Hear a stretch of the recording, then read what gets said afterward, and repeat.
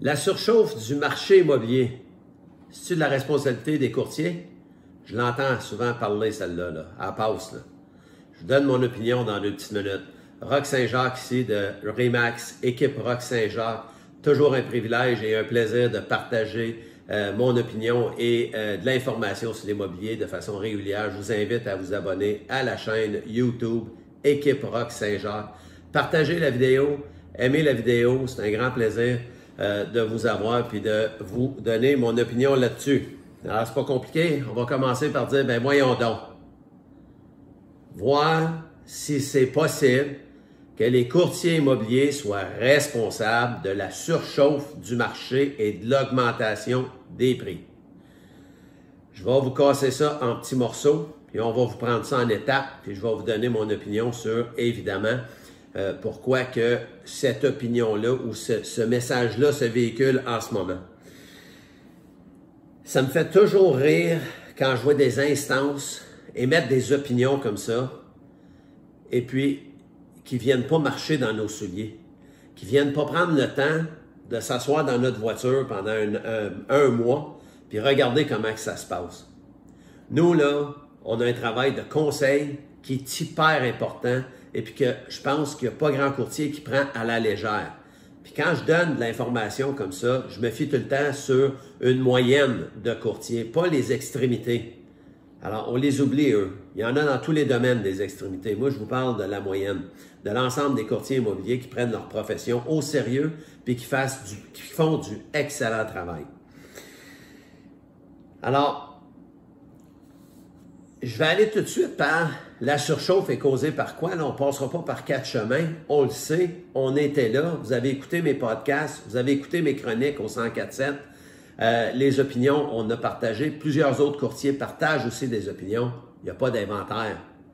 C'est pas à cause des courtiers s'il n'y a pas d'inventaire. Comment nous autres, on a l'influence de dire non, mettez pas vos maisons à vendre, monsieur, madame, les vendeurs. Attendez. Attendez après la pandémie, ça va être mieux parce que là, on va pouvoir contrôler le marché. Puis après ça, les acheteurs, venez-vous-en en grand nombre. Oui, venez de l'Ontario, venez de partout, changez votre mode de vie parce que là, vous travaillez de la maison, les enfants, ils ont été à l'école à la maison quasiment pendant toute l'année qui vient de passer. Fait que peut-être que ces facteurs-là, ensemble, ont eu un impact sur la surchauffe, puis peut-être que vous ne vous adressez pas au bon problème. Alors, la façon que ça fonctionne, puis là, je parle à monsieur, madame, le vendeur, puis monsieur, madame, l'acheteur aussi. Alors, nous, en tant qu'équipe Roch Saint-Jacques, la façon qu'on travaille, le modus operandi, vous avez une maison que vous voulez vendre, on va faire l'analyse comparative de marché, ça veut rien dire, tout le monde utilise ça, c'est tout bien cute. Nous, ce qu'on va faire, on va aller faire une visite de reconnaissance avant, chez vous, dans votre maison, allez voir tous les facteurs qui se rapportent à votre maison, qui soient de façon favorable, qui l'influencent, ou de façon défavorable, qui influencent la valeur de votre maison. Mais pendant cette visite-là, vous n'avez aucune idée de la quantité de questions et d'insécurité qu'on répond en même temps. C'est notre devoir de conseil. On doit, nous, connaître les lois et puis toutes les possibilités qui s'offrent à vous pour être capable de les partager avec vous et d'être capable de le vulgariser d'une façon à ce que c'est facile à comprendre. Ensuite, après qu'on a pris toute cette information-là, puis on vous a partagé un paquet d'informations-là, on va vous donner des scénarios possibles lorsque vous allez vouloir mettre votre maison en vente. On ne vous demandera pas de prendre une décision sur le champ, c'est trop rapide. C'est une maison qu'on vend. Ça devrait prendre 2-3 rendez-vous minimum avant de prendre une décision. Vous allez acheter un ordinateur, vous allez faire 3 magasins, vous allez regarder sur YouTube, vous allez faire des recherches à n'en plus finir. Alors, c'est sûr que quand vient le temps de vendre votre maison, on va prendre notre temps et on va y aller en étapes afin que vous compreniez bien le processus. Ensuite, 1 ou 2 journées plus tard, après qu'on ait fait l'analyse complète, détaillée de votre maison, on va revenir vous présenter l'analyse qui est basée sur les comparables de ce qui s'est passé dans votre secteur. On va aussi regarder la compétition. On va regarder toutes sortes de détails. Puis on va vous donner cette analyse-là. Mais ensuite, savez-vous ce qu'on va faire? On va répondre à vos questions. Ouais, j'entends parler là qu'on devrait attendre qu'on ait un paquet d'offres avant d'y répondre.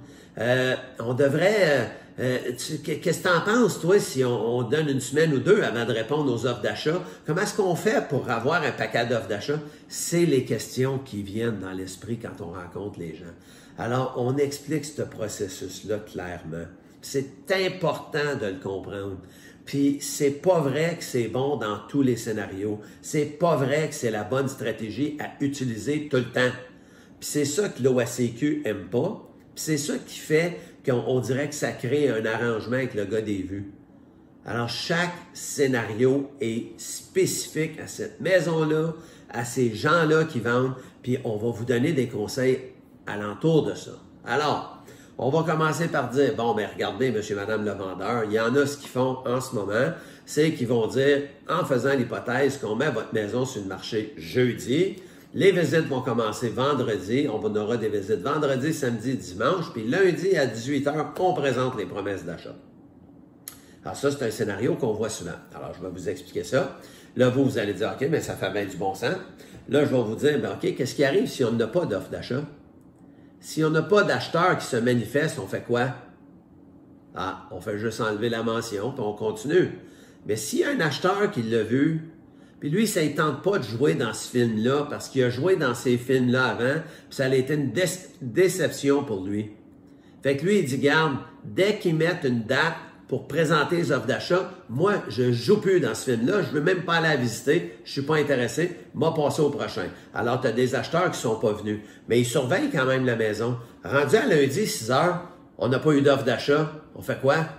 Ah, là, lui, l'acheteur, il est comme, hey, ils n'ont pas eu d'offre d'achat, ça veut dire, hey, la maison, soit qu'elle est peut-être pas si hot que ça, là, peut-être qu'elle est trop chère, ben regarde, là, je suis intéressé, on va aller la visiter.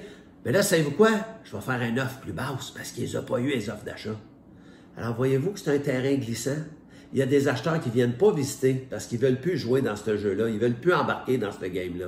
Alors, c'est pour ça que ce n'est pas un copie-coller à tous les deals, que c'est tout le temps ça qu'il faut faire. C'est pas ça que c'est. Dans la vraie vie, il faut analyser chaque propriété, chaque scénario. C'est quoi votre tolérance en tant que vendeur? Est-ce que vous êtes bien là-dedans de savoir que lundi, il n'y en aura pas d'offre d'achat? Ou est-ce que vous êtes bien de savoir qu'on a une offre d'achat samedi à la place? Votre maison, vous l'avez mis à 3,99,9.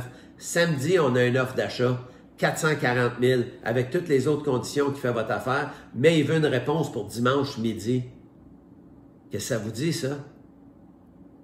Hein, c'est assez stressant. Ça risque d'être tentant. Hein?